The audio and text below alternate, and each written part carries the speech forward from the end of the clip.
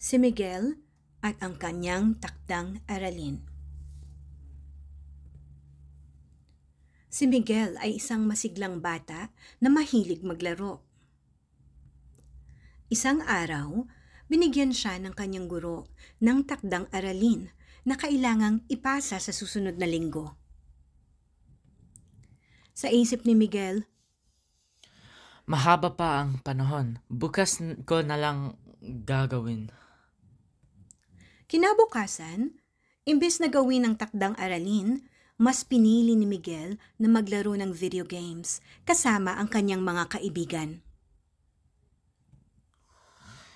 May oras pa naman bukas. Sabi niya sa sarili.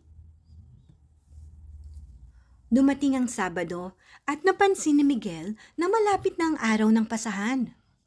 Pero dahil may bagong palabas sa telebisyon, sinabi niya ulit sa sarili. Mamaya ko na gagawin. Pagkatapos ng palabas.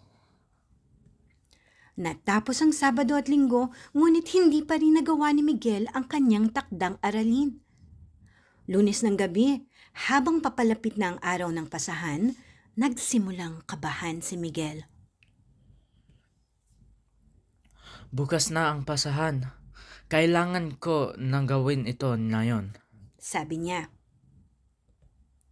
Dahil sa pagmamadali, hindi na niya nagawang mag-aral ng mabuti at nagkamali-mali pa siya sa kanyang mga sagot. Kinabukasan, ipinasa ni Miguel ang kanyang takdang aralin na hindi gaanong maayos. Nang ibalik ng guro ang resulta, mababa ang nakuha niyang marka. Malungkot si Miguel at naisip niya, Kung ginawa ko sana ang takdang aralin ko agad, mas maganda sana ang resulta.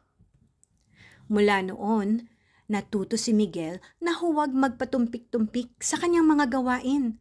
Tinapos niya agad ang kanyang mga takdang aralin at naglaan ng oras para mag-aral ng mabuti. Dahil dito, mas gumanda ang kanyang mga marka at mas naging magaan ang kanyang pakiramdam. Wakas.